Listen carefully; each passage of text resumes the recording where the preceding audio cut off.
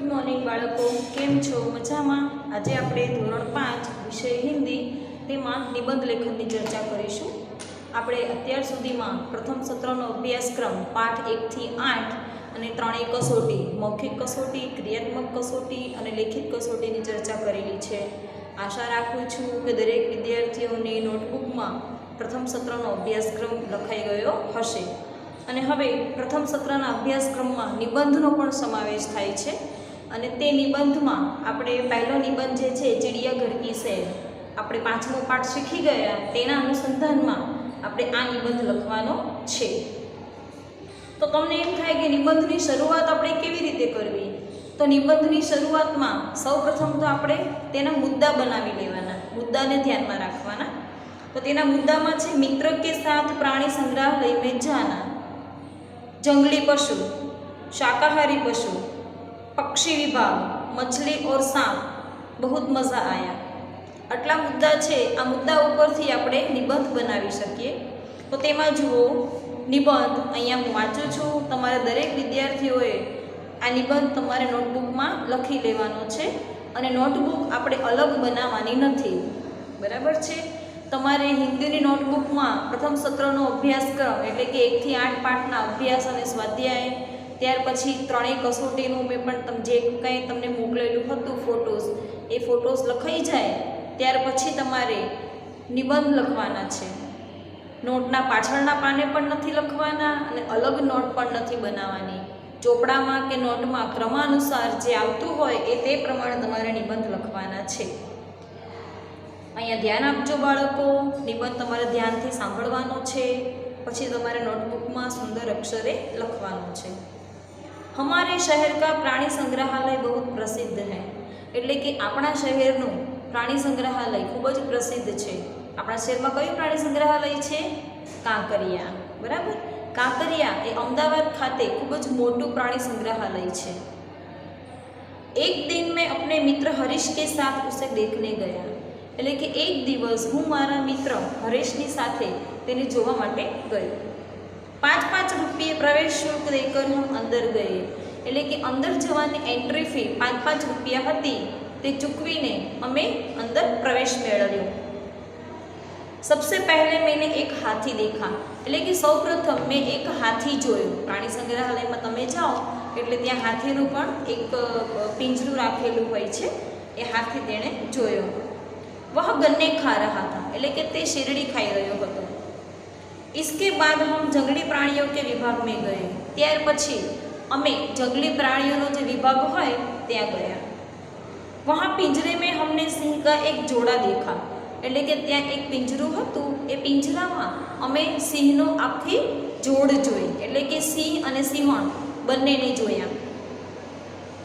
સિંહ सोया हुआ था और सिंहनी बैठी थी, એટલે કે સિંહ ઊંઘી રહ્યો હતો અને સિંહણ ત્યાં બેઠેલી હતી।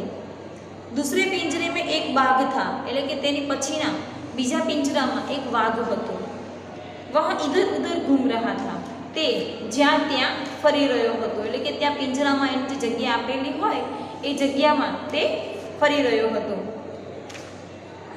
एक पिंजरे में चीता भी बैठा हुआ था, એટલે કે તેની પછીનું જે બીજું પિંજરું હતું ત્યાં ચિત્તો પણ બેઠેલો હતો। शाकाहारी प्राणियों के विभाग में हमने हिरण, खरगोश, शुतुरमुर्ग, कांगारू और तरह तरह के बंदर देखे, એટલે કે શાકાહારી પ્રાણીઓનો જે વિભાગ છે ત્યાં અમે ગયા તો ત્યાં અમે હરણ, સસલા, શાહમૃગ, કાંગારૂ અને અલગ અલગ પ્રકારના વાંદરાઓ જોયા। पक्षी विभाग में बाज, गरुड़, उल्लू जैसे हिंसक पक्षी भी थे, એટલે કે પક્ષી વિભાગ જોવા જ્યારે અમે ગયા તો ત્યાં બાજ, ગરુડ, गुवड़ जेवा जंगली अने हिंसक पक्षीओ पण हता। सफ़ेद कौवा और कई तरह के तोते भी हमने देखने को मिले, एटले के सफ़ेद कागड़ो अने घणा बधा प्रकारना अलग अलग पोपट अमने जोवा मळ्या। मछली विभाग में तरह तरह की मछलियाँ थी, एटले के माछली विभाग में अलग अलग प्रकारनी माछलीओ हती। सांपों के विभाग से विशाल अजगर को देखकर हम दंग रह गए, એટલે કે સાપનો જે વિભાગ હતો ત્યાં ખૂબ જ મોટો વિશાળ અજગર જોઈને અમે તો આશ્ચર્યચકિત જ થઈ ગયા। प्राणी संग्रहालय देखने का हमें बहुत मज़ा आया।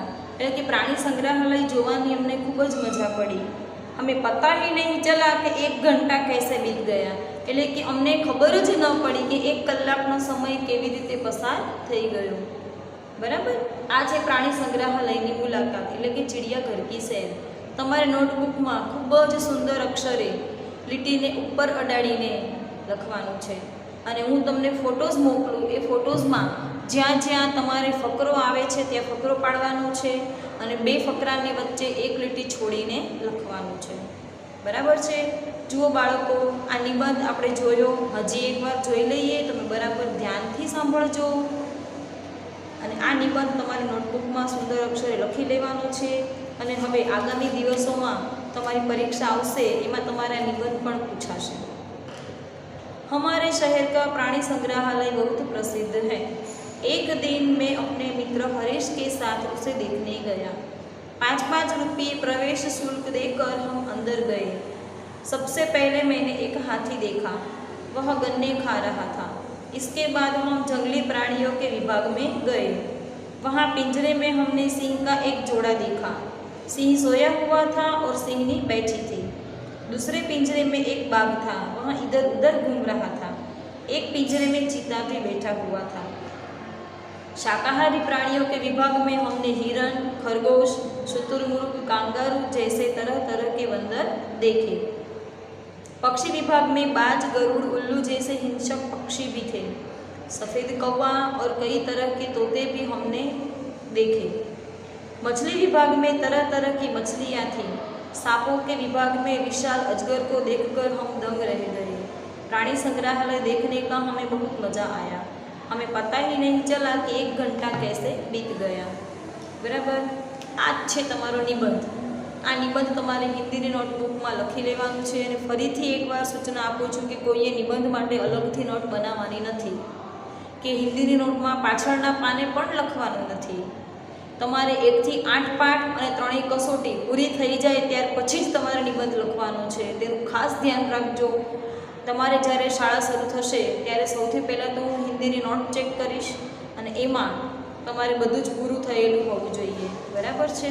એમાં પહેલો છે ક્રમ નંબર 1 નિબંધમાં તમારે આ રીતે હેડિંગ મારવાનું છે. નિબંધ લેખન 1 ચિડિયાઘર કી સૈર. આ પ્રમાણે તમારે હિન્દીનો નિબંધ ખૂબ જ સારા અક્ષરે હિન્દીની નોટમાં ઉપર અડાડીને લખવાનું છે. Thank you.